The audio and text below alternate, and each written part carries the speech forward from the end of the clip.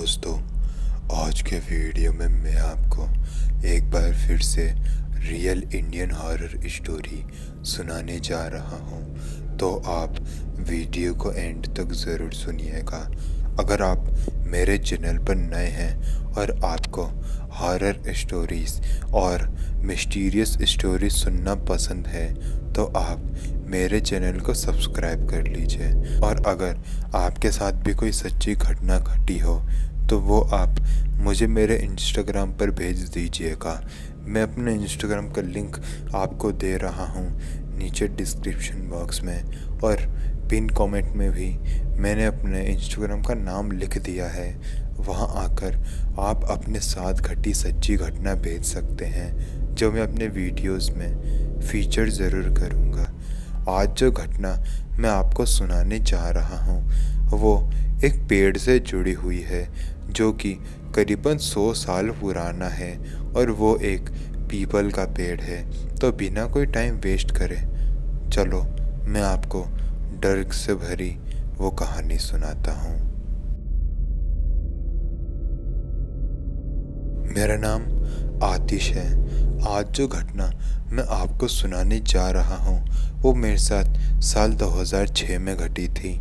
ये घटना मेरे साथ मेरे गांव में घटी थी। तो दरअसल बात ये है कि साल 2006 में हर साल की तरह मेरा पूरा परिवार गांव गया हुआ था।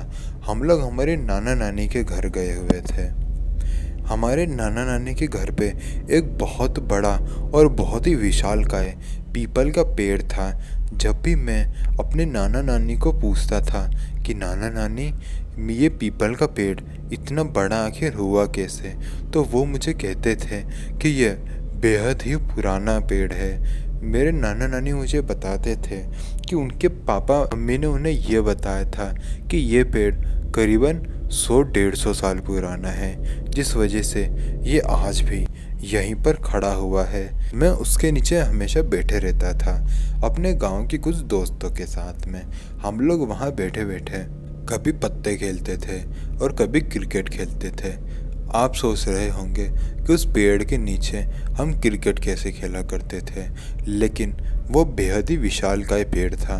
वो बहुत ही बड़े एरिया को छाँव में ढक कर रखता था और हम लोग उसके नीचे क्रिकेट आराम से खेल लिया करते थे। तो एक रात की बात है, मैं अपने घर में ही सो रहा था, तभी मुझे उसी पीपल के पेड़ पे से किसी को रोने की आवाज़ें आने लगी। वो आवाज़ किसी औरत के रोने की थी।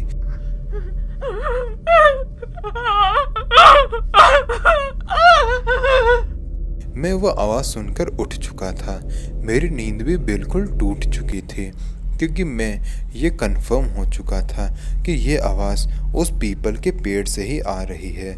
उस वक्त मेरी उम्र 16 साल की थी और मैंने ये मान्यताएं सुनी हुई थी कि पीपल का पेड़ दिन में जितना शुभ होता है, रात में उतना ही ज़्यादा डरावना हो जाता है, और वहाँ पर भूत प्रेत अपना डेरा जमा लेते हैं। ये बात मेरे दिमाग में थी, और ये डरावनी आवाज़ें जैसे ही मैंने सुनी तो वो मान्यता सच साबित हो गई थी। मैंने सच में मान लिया था कि कोई भूत प्रेत उस पीपल के पेड़ पर मौजूद है जो कि रो रहा है। मैंने अपने मम्मी पापा को भी उठाने की कोशिश करी, लेकिन मैंने उन्हें परेशान नहीं किया, क्योंकि उन्हें इन सब चीज़ों के ऊपर बिल्कुल भी यकीन नहीं होता था। मैंने सोचा कि मैं नाना नानी को उठाऊं, लेकिन मैंने उन्हें भी नहीं उठाया। मैंने अपने हाथ में एक टॉर्च उठाई और बिना किसी को बताए घर के बाहर आ गया।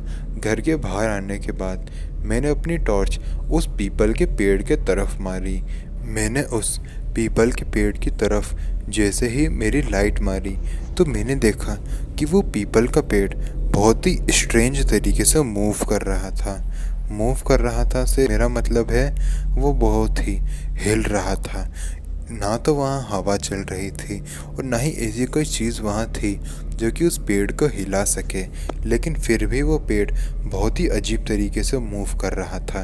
ये देखकर मैं और ज़्यादा डर गया था। धीरे धीरे करके मैं उस पेड़ के पास जाता जा रहा था, और एकदम पास पहुँचने के बाद जब मैंने अपनी लाइट पेड़ के एकदम बीच में मारी तो मैंने देखा कि वहाँ एक औरत बैठी हुई है जो कि सीधा मुझे ही देख रही थी और मुझे देखते देखते हंस रही थी। वो मुझे देखते देखते हंस तो रही थी, लेकिन उसके मुंह से रोने की आवाज़ें निकल रही थी। ये देखकर मैं इतना ज़्यादा डर गया था कि मैं वहाँ खड़े खड़े ही एकदम जम सा गया था। मुझे ऐसा लग रहा था कि मुझे किसी ने बंधक बना लिया है। मैं वहाँ से भागने की कोशिश कर रहा था, लेकिन बिल्कुल भी भाग नहीं पा रहा था। मुझे बेहद ही डर लग रहा था और वो चुड़ैल धीरे धीरे करके पेड़ से नीचे उतर रही थी। मैं बहुत कोशिश कर रहा था कि मैं वहाँ से भागूं, लेकिन भाग ही नहीं पा रहा था। वो औरत एकदम मेरे पास में आकर खड़ी हो गई थी। मैं बहुत ज़्यादा डर रहा था। वो औरत एकदम मेरी मुंह के पास में आ गई थी। फिर तभी मेरे नाना वहाँ आ गए और उन्होंने कोई चीज़ उस चुड़ैल के ऊपर मारी और वो वहीं के वहीं गायब हो गई। वो चुड़ैल जैसे ही गायब हुई तो मेरा बॉडी भी अचानक से मूव करने लग गया था। मैं बहुत ज़्यादा पहले डरा हुआ था। नाना को देखकर मुझे थोड़ी राहत मिली थी। मैं नाना के पास गया और उनसे जाके लिपट गया और बहुत ही ज़ोर ज़ोर से रोने लगा, क्योंकि मैं बहुत ही ज़्यादा डर चुका था। मेरे नाना ने कहा कि तुम इतनी रात को यहाँ क्यों आए। मैंने उन्हें बताया कि मैंने रोने की आवाज़ सुनी थी और जब मैं यहाँ आया तो मुझे ये औरत मिली। आखिर ये औरत थी कौन और ये गायब कहाँ हुई। मेरे नाना ने मुझे ये कहा कि मैं तुम्हें बता देता हूँ, लेकिन तुम वादा करो कि तुम किसी और को ये बात नहीं बताओगे। मैंने नाना को वादा किया कि मैं ये बात बिल्कुल भी नहीं बताऊंगा। तो नाना ने मुझे ये बताया कि उनके गांव में एक लड़की रहा करती थी जिनका कुछ लोगों ने बेरहमी से रेप कर दिया था और उसको इसी पीपल के पेड़ के नीचे लाके दफना दिया गया था। और हर रात को वो आत्मा उस कब्र से बाहर निकलती है और इस पीपल के पेड़ के पास आकर रोती है, और जो भी इंसान इसकी आवाज़ सुनकर इस पीपल के पेड़ के पास आता है वो उसके ऊपर हावी हो जाती है। लेकिन तुम्हारी किस्मत अच्छी थी जो मैंने तुम्हें बाहर आते हुए देख लिया था और फिर मैंने तुम्हें बचा लिया। उसके बाद मैंने ये घटना किसी और को तो बिल्कुल नहीं बताई। मेरे नाना अब इस दुनिया में नहीं है। मेरे घर में अब मेरे मम्मी पापा और नानी ही हैं। मैं आज भी गांव जाता हूँ तो उस पीपल को पेड़ के देखकर डर जाता हूँ और आज भी उस पेड़ से रोने की आवाज़ें आती रहती हैं। तो दोस्तों, अगर आपको ये वीडियो पसंद आई तो वीडियो को लाइक करें, कमेंट करके बताएं कि अगली वीडियो मैं किस टॉपिक पर लेकर आऊँ। तो मिलते हैं अगले वीडियो में। तब तक के लिए जय हिंद, जय भारत।